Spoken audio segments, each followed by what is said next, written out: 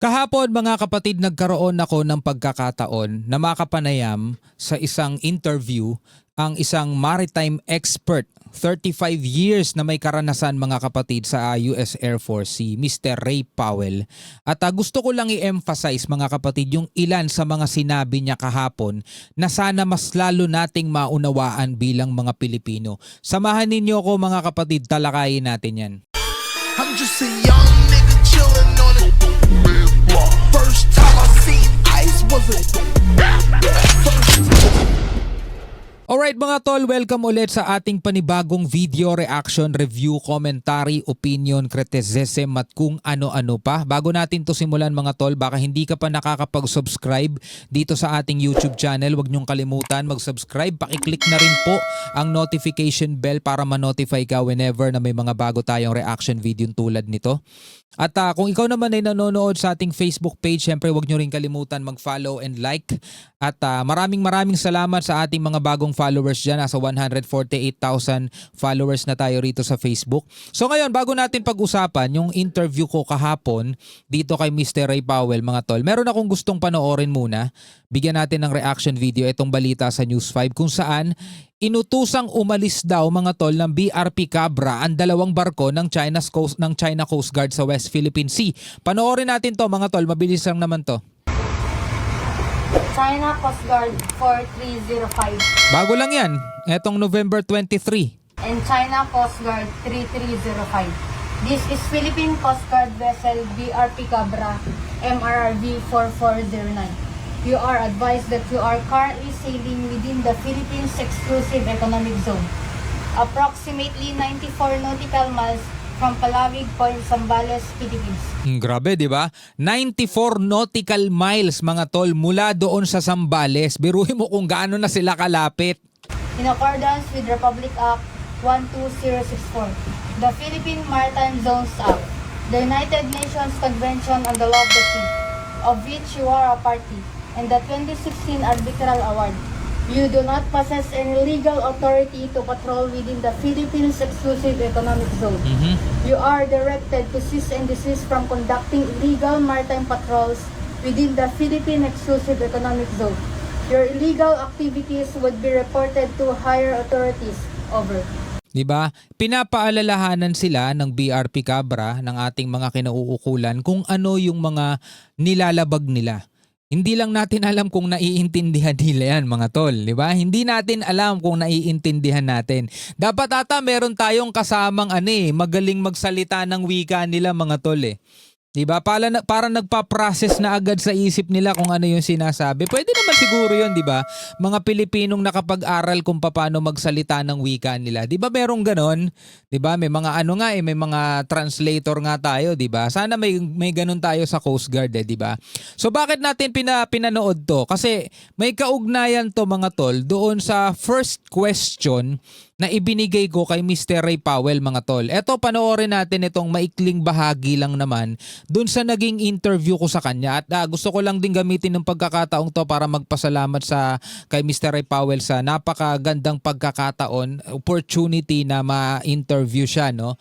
So eto mga tol, panoorin natin. Okay, so ito yung interview ko kay Mr. Ray Powell. Ito yung first question ko sa kanya. Okay sir, let's start with the basics. Many Filipinos often hear about China's so-called 9-dash line. Mr. Po, how would you explain China's version of this claim and why do you consider it problematic from the viewpoint of Philippine maritime rights? Okay, pasensya na kasi hindi ako fluent mag-English. Pero marunong ako mag-English. Hindi nga lang ako fluent. Tagalog accent. Okay, Tagalog accent. So eto, namangha ako rito sa sagot ni Mr. Ray Powell mga tol. Kasi hindi siya Pilipino at tatandaan ninyo mga tol. Hindi siya Pilipino at nakakalungkot kasi kahit hindi siya Pilipino mga tol, mas nakikita niya tong problemang to kesa sa ibang mga kababayan natin, yung iba official pa man din, di ba? O panoorin ninyo, pakinggan ninyo yung sagot niya. Well, I would call it a couple things. One is it's expansive. It's extremely large. It's out of step with international law completely, including the international law that China itself signed up to with the UN Convention on the Law of the Sea in 1996. Okay, putol-putulin natin kasi gusto ko siyang ihimay-himayin eh.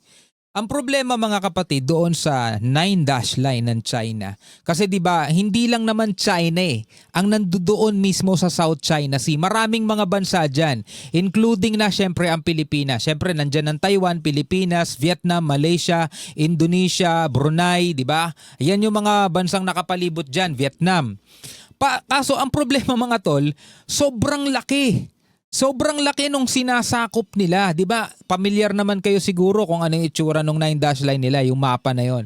Sobrang laki mga tol na halos sakupin nila yung 80% o 90% nung karagatan, which is hindi naman makatarungan kasi limbawa mga kapatid, eto lagi ko tong ibinibigay na example para tayong magkakapitbahay o magkakapatid tapos meron tayong isang pizza o cake sa harapan natin, sa gitna natin. Meron tayong kanya-kanyang slices dyan o bahagi na yun naman na sinasang-ayunan na dinedefine din ng international law na pinirmahan natin. Nagkaroon tayo ng kasunduan sa UNCLOS. Pumirma din sila doon mga tol.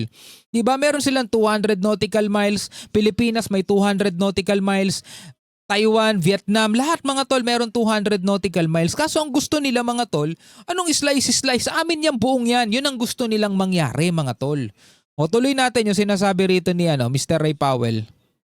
Completely, including the international law that China itself signed up to with the UN Convention on the Law of the Sea in Pumirma sila. 1996. And it's also really vague. It's basically 9 dashes on a map. And there are no lines in the water that tell you exactly where it is. And China is kind of funny about answering questions about exactly where it is.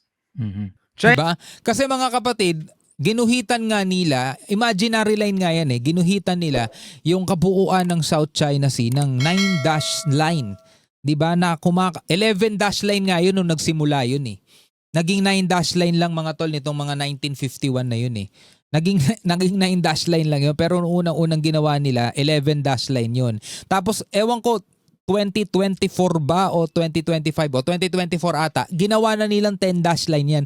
Pero mo kung anong maisip nila gagawin na lang nila yun. Wala nang eto iaano ko muna sa batas, papa-aprobahan ko muna. Alam mo kung ano yung gusto niyang guhitan, di ba nga halimbawa ikaw, tumira ka dyan, hindi naman pwedeng basta gusto ko tong bakuran to, akin na yan, bakod na yan. Di ba hindi naman pwedeng ganun?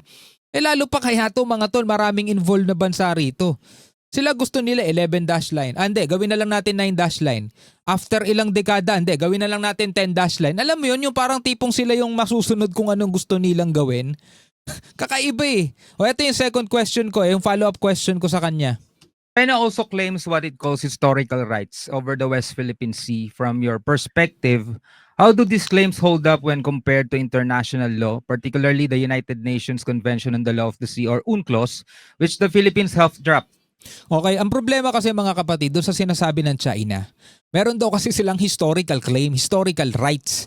Matagal na daw sila mga kapatid, mga kaninu-ninunuan pa nila 2,000 years ago na mga tol, sintanda na nung pag-akyat ng Panginoong Hesukristo sa langit 2,000 years ago na mga tol, matagal na daw nilang ginagamit yung karagatan na yan. Matagal na daw silang nangangalakal dyan, nangingisda dyan, kaya kanila daw yan.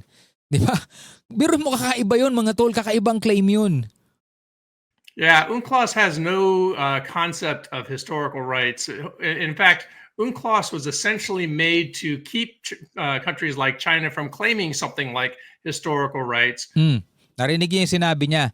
Kaya daw ginawa ang UNCLOS mga tol para pigilan ng isang bansa tulad ng China na mag-claim lang basta-basta ng teritoryo. Kasi mga tol, claim ng China yan, etong 9-dash line nila, 1947. Okay, 1947, ginuhitan na nila yan. Kanila daw yan. 1982 lang yung UNCLOS mga tol. So ilang dekada na rin yung nakalipas, di ba? 1982 yung UNCLOS at sumang-ayon sila doon. Bawat bansa may tig 200 nautical miles exclusive economic zone. Sinang-ayunan nila yun, naratapikahan yun ng 1996. Sinang-ayunan nila, pumirma sila doon, signatory state sila Kaya ginawa ang UNCLOS para pigilan yung mga bansa na manakop ka na lang basta-basta ng area na hindi na sa'yo. Bahagi na niya yan. Bahagi na ng ibang bansa yan Kanila na yan Huwag mo nang sakupin yan. Meron ka ng sariling 200 nautical miles mo. Kaya nagkaroon ng UNCLOS. Galing mismo yan sa maritime expert. And when China signed it, it knew that UNCLOS was running contrary to its 9-line claim. It just figured it would figure that out later, and eventually it could use its large size to press its historical rights claim. O, di ba? Napakasimple mga tol. Yun lang muna yung gusto kong linawin sa inyo para hindi tayo masyadong humaba. Sa ibang mga pagkakataon, tatalakayin pa natin mga tol yung ibang mga napag-usapan pa natin. Pero namin dalawa ni Mr. Ray Powell. Pero sana napanood nyo na rin yung interview ko sa kanya mga tol. Ilalagay ko na lang din yung link sa ibaba, no. Maraming salamat sa inyong lahat sa inyong panonood, no. Ako nga pala si Shobal D. Peace out.